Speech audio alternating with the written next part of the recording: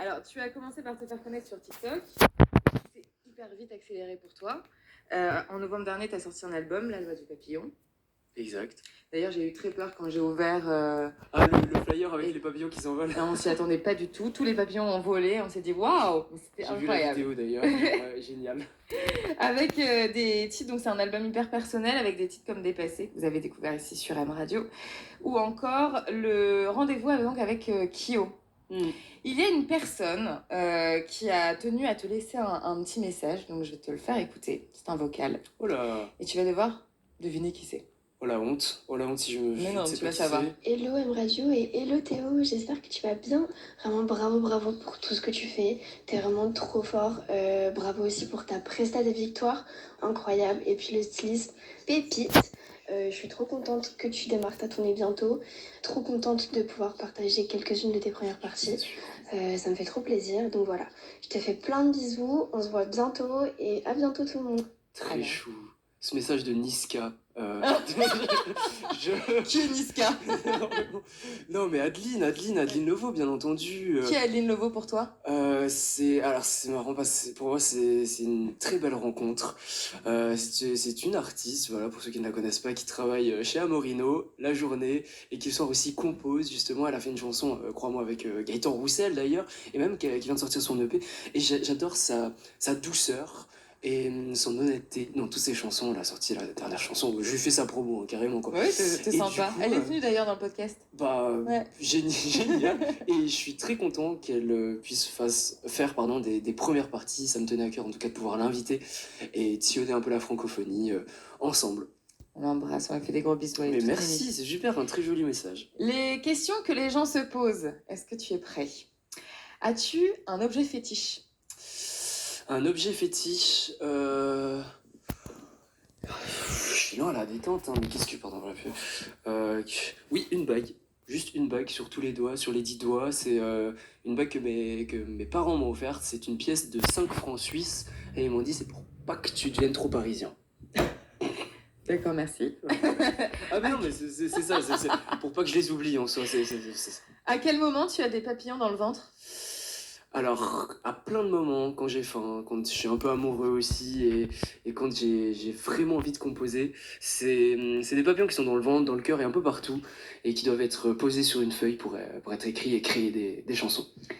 Quelle est ta pièce préférée chez toi?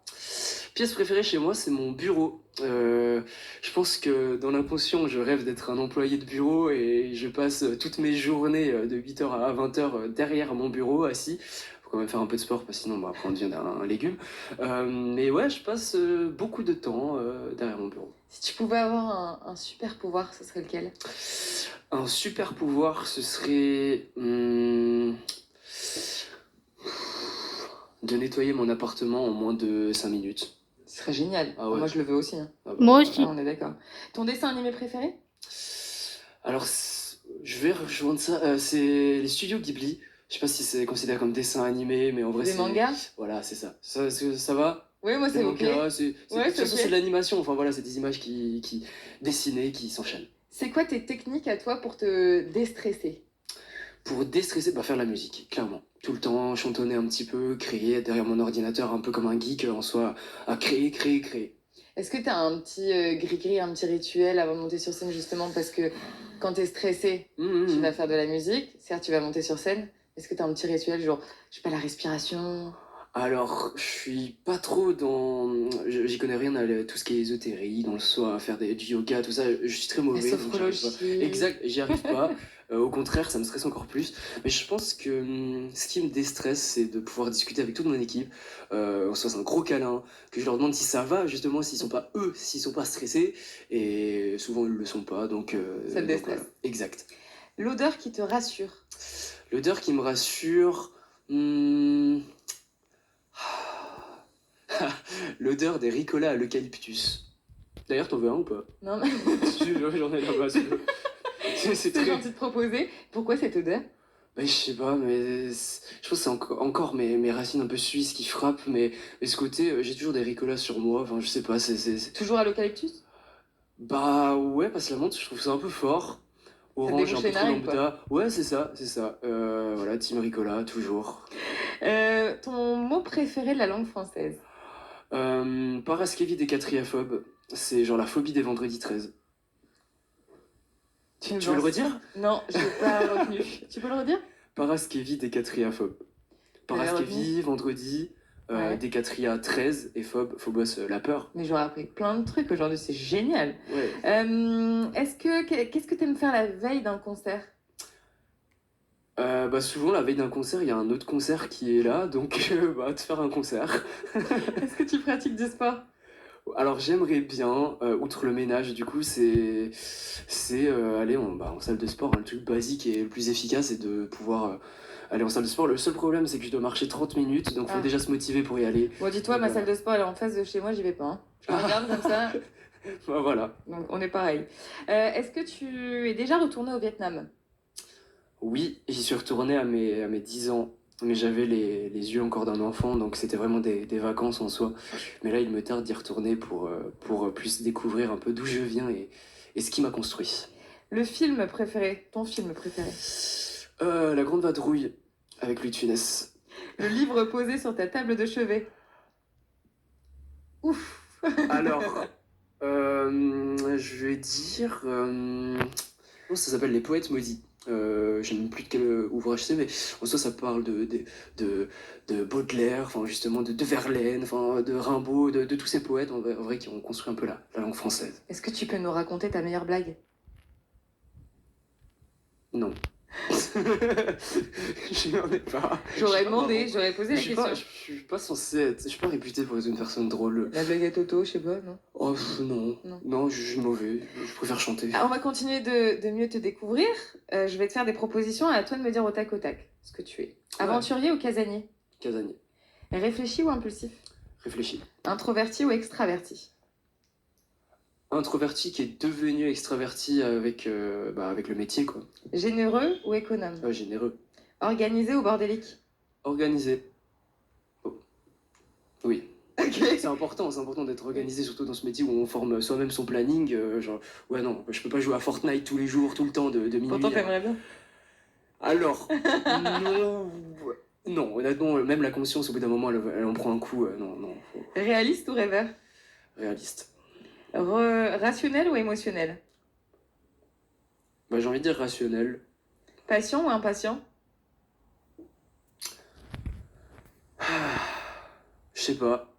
Ça dépend. En vrai, là, c'est vraiment... En fait, tout dépend de quoi. Si c'est attendre son train qui a un retard de 30 minutes, impatient. Mais patient si ce sont des moments comme maintenant. C'est beau. Mentissa ou Kyo? Francis Cabrel. Bonne réponse. Suisse ou France? Je peux pas tout le temps c'est la dernière, milieu, allez.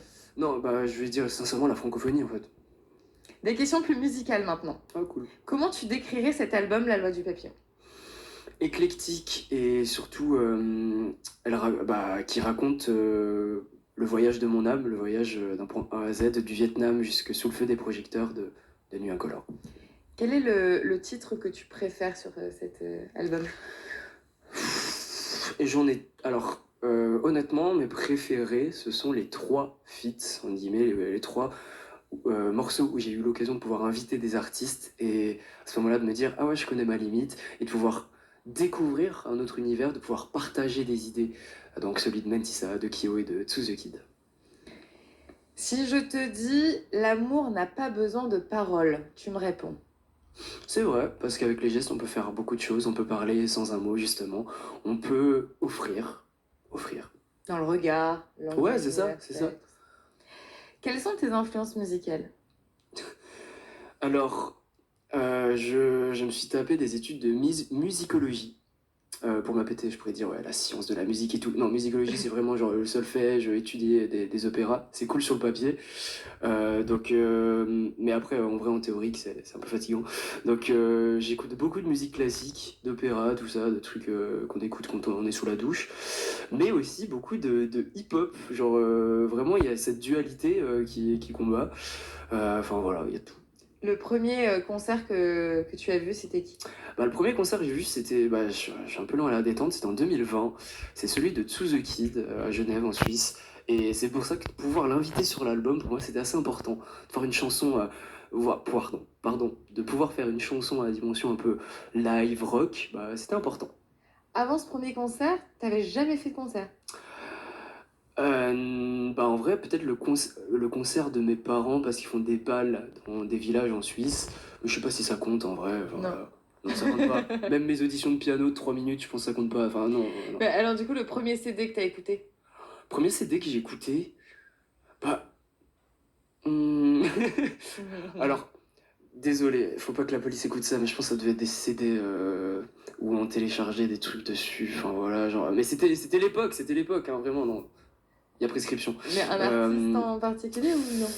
Bah justement, j'écoutais de tout déjà. Enfin, mes parents me faisaient écouter tout, c'est un peu eux qui ont créé mon répertoire musical parce que bah, au début, je m'intéressais à ce qu'ils écoutaient, soit plutôt variété française.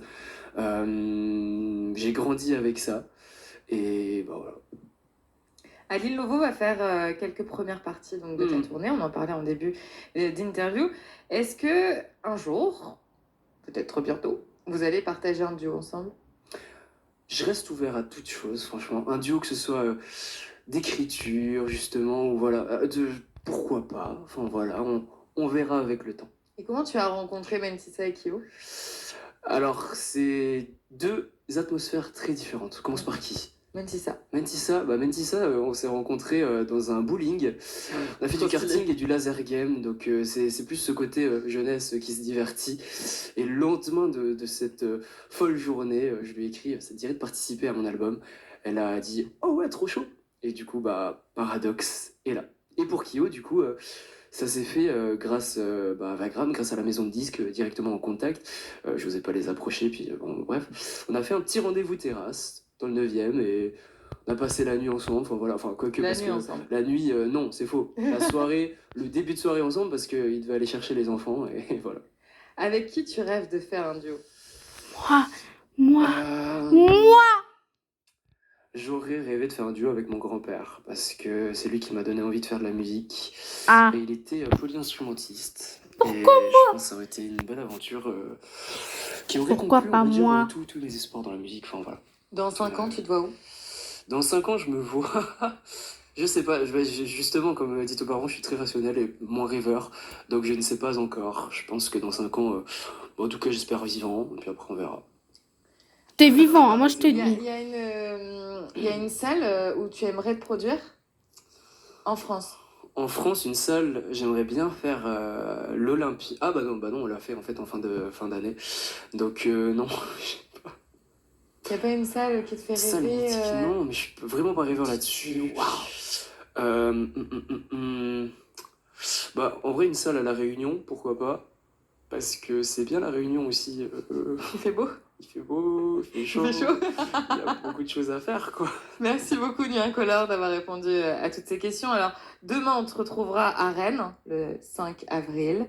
On te retrouvera aussi à La Roche-sur-Yon, le 6, Rouen, le 11, le Havre, le 12. Tu vas chez moi aussi, le 13, à Lille. Casino de Paris, le 30 avril, qui est complet, d'ailleurs. Ouais, ça c'est marrant. Marrant? Pourquoi marrant? Bah, parce que je m'y attendais pas en soi, mais c'est génial. c'est très bien.